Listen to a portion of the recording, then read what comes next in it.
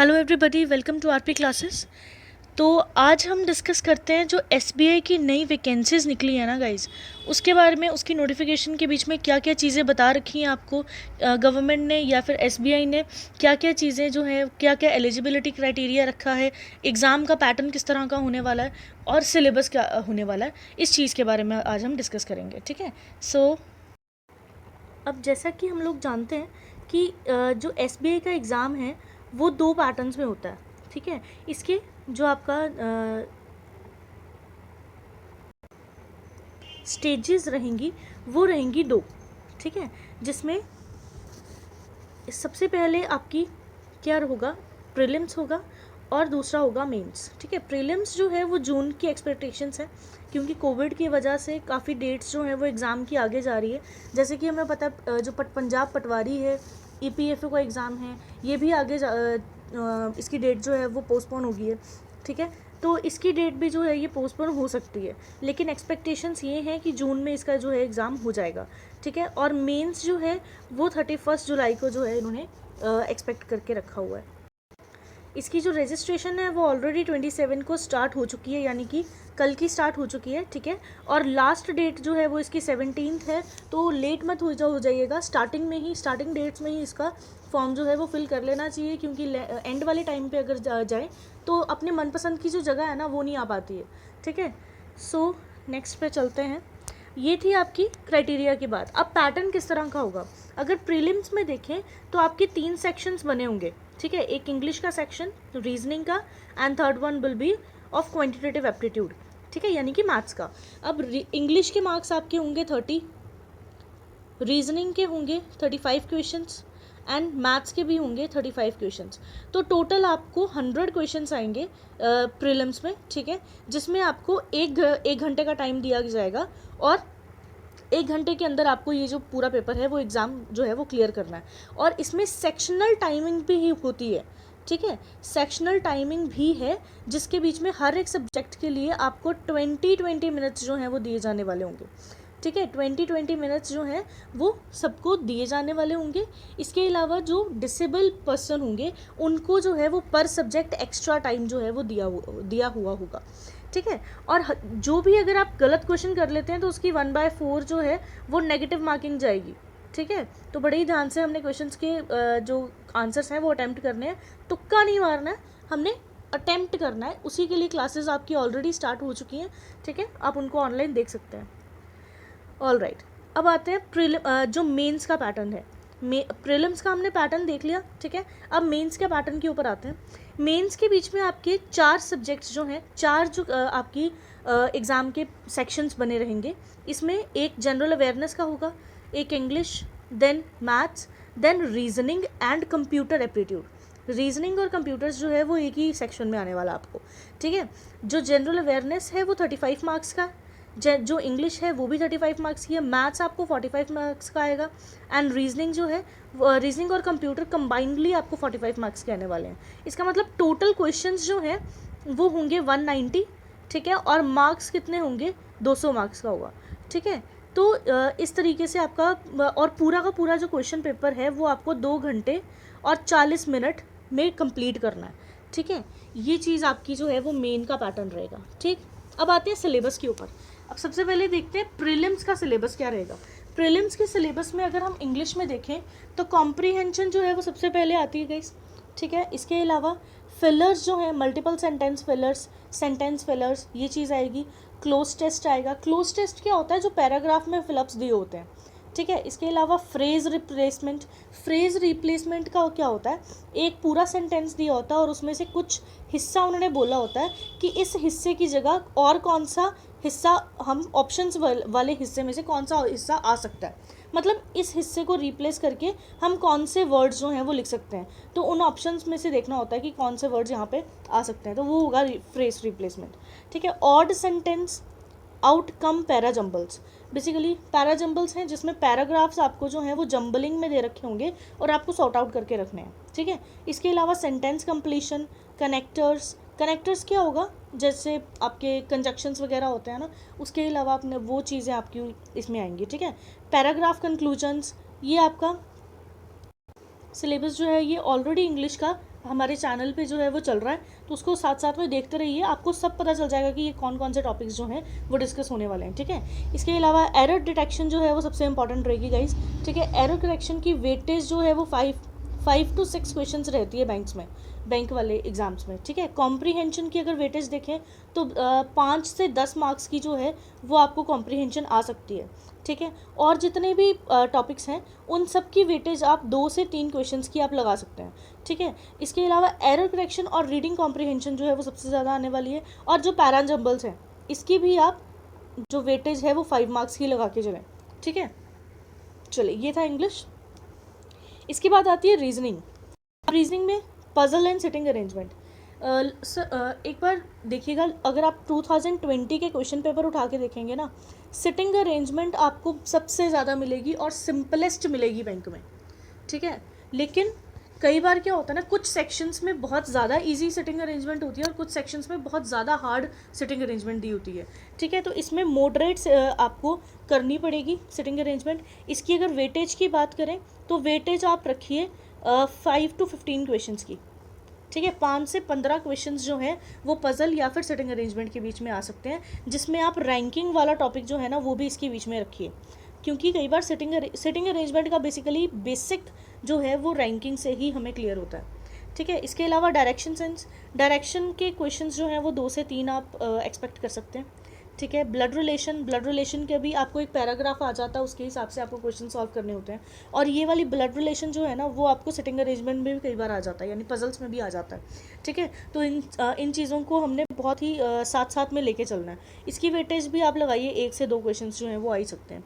Coding decoding सबसे important topic है आपका एंड मोस्ट स्कोरिंग टॉपिक है, ठीक है।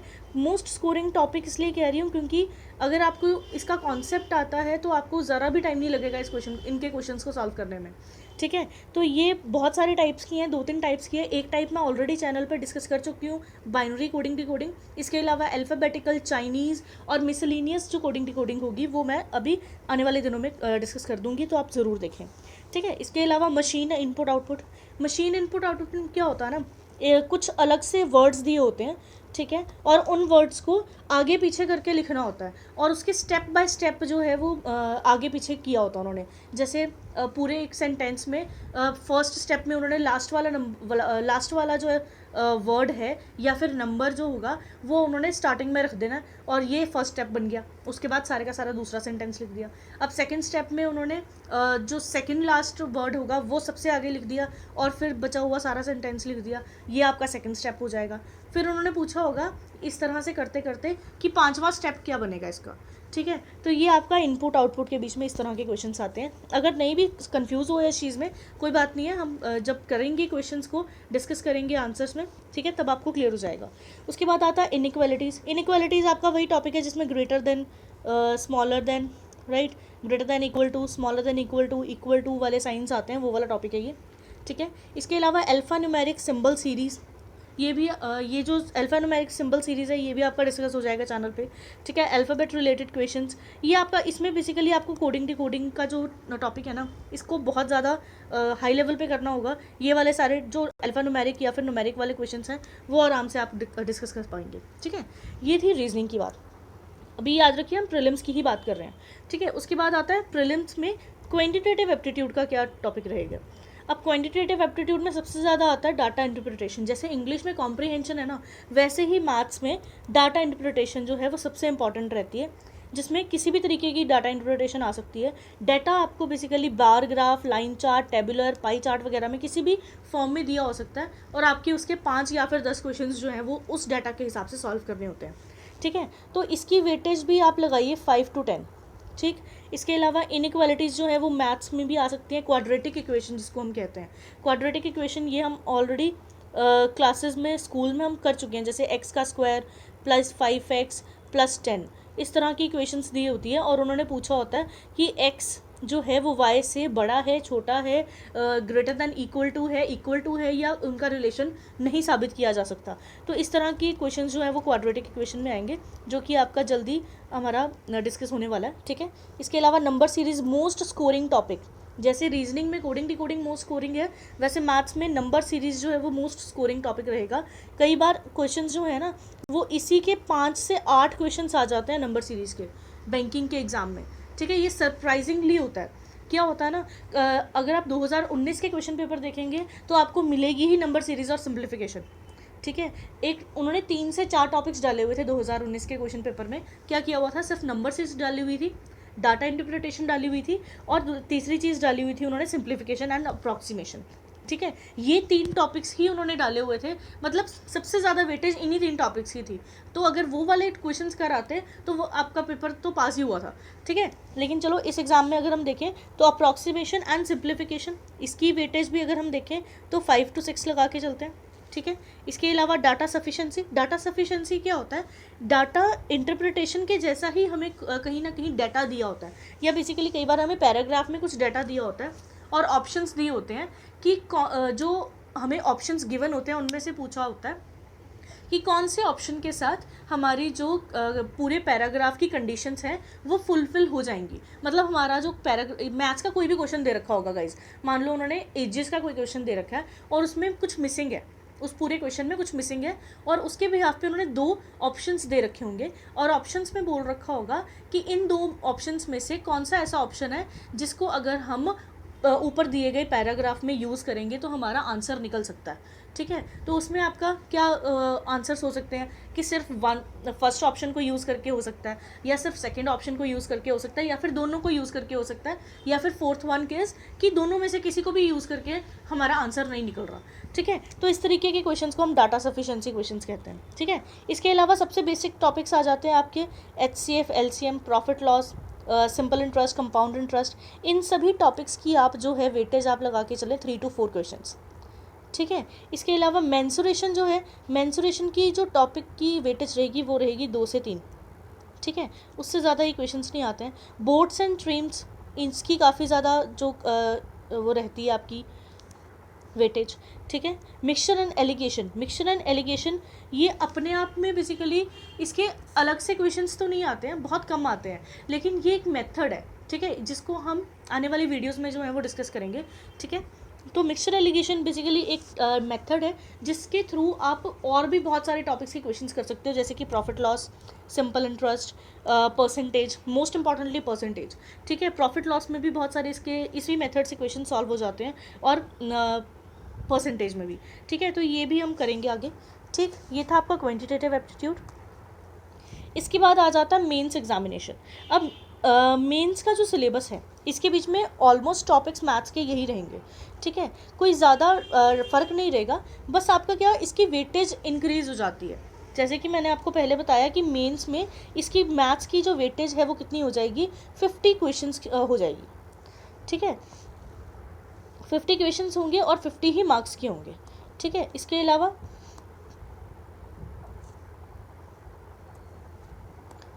ये आपका रहेगा मैथ्स का टॉपिक, ठीक है। इसके अलावा फिर आ जाते हैं आप रीजनिंग के टॉपिक्स में। अगेन टॉपिक्स वही रहेंगे हमारे, जो वेटेज है वो इंक्रीज़ हो जाएगी।